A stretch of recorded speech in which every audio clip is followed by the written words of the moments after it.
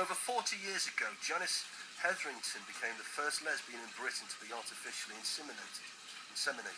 This was at a time when artificial insemination in Britain was very rare, unavailable on the NHS, and carried a stigma even for heterosexual couples. In January 72, aged 26, Janis gave birth to her son Nick, with her partner Judy at her side. I'm delighted to say Janis is on the line. Good morning, Janis.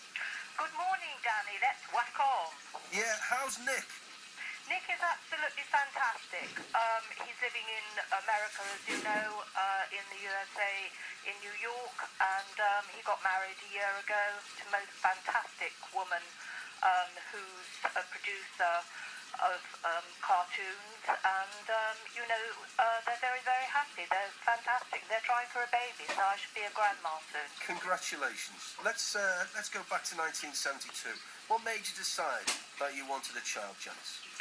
Well, I had heard about a couple in France, and that's going on to our other subject. This was from one of the ladies that was running a brothel in France, and she had actually got a girlfriend who had been inseminated. So although I'm the first to be inseminated in this country, and probably not in the world, although it wasn't acknowledged by these people in France generally. I mean, it was very underhand.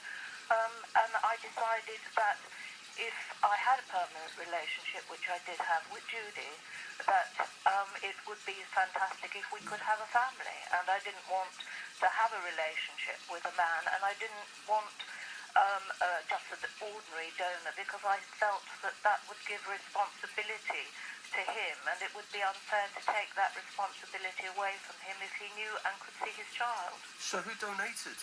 It was actually a doctor. He was part of a circle of friends. So I was introduced to him through a circle of friends that I had in London. I was fortunate in that I had doctors and lawyers as friends.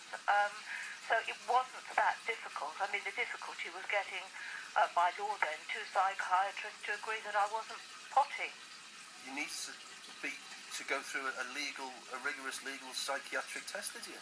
Well, you had to have 2 psychiatrists, even for heterosexual couples. You had to have 2 psychiatrists to agree that you were capable of bringing a child up, which is absolutely ridiculous when you think I could have gone off and I could have had a baby with any of my clients who would have been more than welcome. But, that was the law as it stood. If I wanted to do it legally and be inseminated legally, that was what I had to do. And fairly groundbreaking 40 years ago. It's run-of-the-mill, everyday sort of stuff nowadays, Janis. Oh, it was absolutely unheard of. I mean, I had questions asked in Parliament.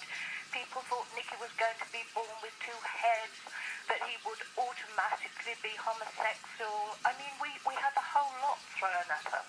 I mean, the people like Rose Boyson, who was in Parliament at the time, I mean, literally wanted me marched to the Tower. I mean, it was just overreaction and ridiculous. And how did the press react?